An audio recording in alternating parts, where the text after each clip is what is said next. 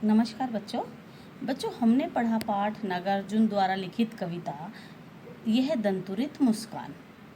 आशा है आप सभी को ये कविता समझ आ गई होगी।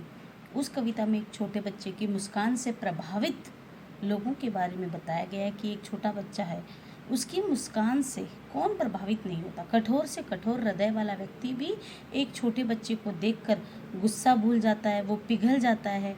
तो ये उस कविता में बताया गया है, क्योंकि कवि बहुत दिनों बाद में आता है घर पे और कवि की पत्नी अर्थात उस छोटे बच्चे की माँ उसका परिचय करवाती है उस छोटे बच्चे से। तो ये इस कविता में बताया गया था। अगर आपने अच्छी तरह सुनी है तो प्रश्नों के उत्तर भी आपको आ ही रहे होंगे, किंतु फिर भी मैं एक बार प्रश्नों के उत्तर आपको बोलती हूँ। प्रश्न नंबर 1 है, बच्चे की दंतुरित मुस्कान का कवि के मन पर क्या प्रभाव पड़ता है। तो इसको हम दूसरी तरीके से पढ़ सकते हैं कि ये दंतुरित मुस्कान कविता के आधार पर शिशु की मुस्कान का प्रभाव का जो वर्णन पड़ता है वो बताइए। तो कवि अपने शिशु की मधुर मुस्कान देखता है तो इतना प्रफुल्लित होता है कि उसके उदासीन गंभीर चेहरे पर प्रसन्नता आ जाती है। उसे ऐसा लगता है कि ये मुस्कान तो मृतक में भी जान डाल सकती है, अर्थात जान फूंक सकती है। ये शिशु तो ऐसा है मानो तालाब को छोड़कर मेरी इस झोंपड़ी में अर्थात मेरे छोटे से घर में कमल की भांति खिला हो, क्योंकि कमल तालाब में खिलता है। कवि ने निष्ठुर पाषाण व्रत हृदय, पाषाण कहते हैं पत्थर को, पत्थर हृदय वाला व्यक्ति भी मतलब पिघल जाता है, अर्थात उसके मन से भी स्नेह की धार फूट पड़ती है। इस प्रकार कवि के हृदय को अप्रत्याशित परिवर्तन जो आता है, हर्ष प्राप्त होता है, वो उस हर व्यक्ति के हृदय पर पड़ता है एक छोटे बच्चे की मुस्कान देखकर। बच्चे की मुस्कान और एक बड़े की मुस्कान में क्या अंतर है। हाँ तो बच्चों, बच्चे की मुस्कान और बड़े की मुस्कान में तो बहुत ज़्यादा अंतर होता है, क्योंकि बच्चे की मुस्कान होती है स्वाभाविक, सहज और निश्चल होती है। इतनी उसकी प्रफुल्लता होती है हृदय में तथा मधुर होती है उसकी स्नेहासिक्त, प्रफुल्लित होते हमारा हृदय और उसमें स्नेह के जो अंकुर होते हैं प्रस्फुटित होते हैं। तो आप कहेंगे कि बच्चे की मुस्कान होती है स्वाभाविक, निश्चल और सहज, और हृदय में प्रफुल्लता होती है और मधुर होती है उसकी मुस्कान।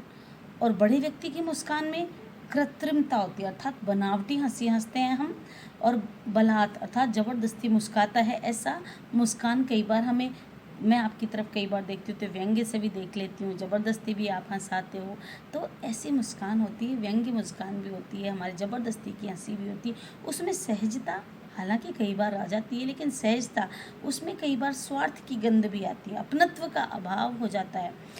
अक्सर हम क्या करते हैं, बड़ों की मुस्कान अवसर के अनुसार भी होती है, अवसर देखकर व्यक्ति मुस्कुराता है। बड़ों की मुस्कान में उसकी रुचि भी समाहित होती है। ठीक है, आप समझे। कवि ने बच्चे की मुस्कान के सौंदर्य को किन किन बिंबों के माध्यम से बताया। तो बच्चों, ये जो बच्चों ने किस प्रकार से उदाहरण दिए हैं उसके मध्य, तो वो देखिए किस प्रकार से उसको उपमा दी है। बच्चे की मुस्कान इतनी मधुर होती है कि मृतक में भी प्राण फूंक देती है। बच्चे की मुस्कान देखकर ऐसा लगता है कि कमल का पुष्प भी तालाब छोड़कर कवि के छोटे से घर में खिलने के लिए आ गया, अर्थात खिल गया है। पाषाण पिघलकर जल में परिवर्तित हो गया, अर्थात कठोर से कठोर व्यक्ति भी। तो आपको सिर्फ बिंब लिखने, उदाहरण लिखने इसमें। बबूल और बांस से भी शेफालिका के फूल झरने लगे हैं। भाव स्पष्ट करने में दिया है, छोड़कर तालाब मेरी झोपड़ी में खिल गए जलजात। तो खिल रहे जलजात से शिशु की मधुर मुस्कान कवि के अंतःकरण को छू गई है। वह इतना भावुक हो उठा है कि अपनी प्रसन्नता का आभास कर बैठता है। उसे लगता है कि विकसित कमल पुष्प तालाब को छोड़कर मेरे घर में खिल उठा है। छू गया तुमसे कि झरने लगे शेफालिका के फूल। कवि स्वयं को बबूल और बांस की तरह निष्ठुर समझता है। ऐसा निष्ठुर हृदय व्यक्ति अर्थात कवि शिशु का स्पर्श पाकर सिहर उठता है और अपनी प्रसन्नता को देखकर अनुभव करता है कि बबूल और बांस से भी शेफालिका के फूल झरने लगे हैं। मुस्कान और क्रोध भिन्न भिन्न भाव हैं। इनकी उपस्थिति से बने वातावरण की भिन्नता देखिए। मुस्कान की मधुरता में चित्त की प्रसन्नता की अभिव्यक्ति है। दूसरे भी स्वाभाविक मुस्कान को देखकर प्रसन्न हो उठते हैं, जिससे अपनत्व की सहजता प्रकट होती है। परस्पर सामीप्य का अनुभव होता है। इच्छाओं की अपूर्ण स्थिति में क्रोध की उत्पत्ति होती है। अपनी इच्छाओं को दूसरों से पूर्ण कराने की आशा में निराशा हाथ लगने पर क्रोध का भयानक रूप प्रकट होता है, या क्रोध की भयावकता। इस तरह वातावरण में कड़वाहट भर जाता है, परस्पर भिन्नता बढ़ जाती है, चित्त उद्विग्न हो जाता है। अब है दंतुरित मुस्कान से बच्चे की उम्र का अनुमान लगाइए और तर्क सहित उत्तर दीजिए। शिशु के दांत निकलते समय, ये जरूरी है, शिशु के दांत निकलने का समय भी 9 माह से लेकर 1 वर्ष के लगभग होता है। शिशु भी लगभग इसी उम्र का है। बच्चे की मुस्कान और पहचानने का आभास इसी उम्र के कारण होता है, क्योंकि बच्चा, आपको पता लग रहा है कि दांत किस उम्र में निकलते हैं। शिशु इस उम्र में पहचान कर दूसरे के अंक में जाना पसंद करता है, अपरिचित के अंक में जाने से मना करता है, क्योंकि वो जान पहचान के लोगों के ही गोदी में जाता है। बच्चे से कवि की मुस्कान का जो शब्द चित्र उपस्थित हुआ है वो आपको बताना है।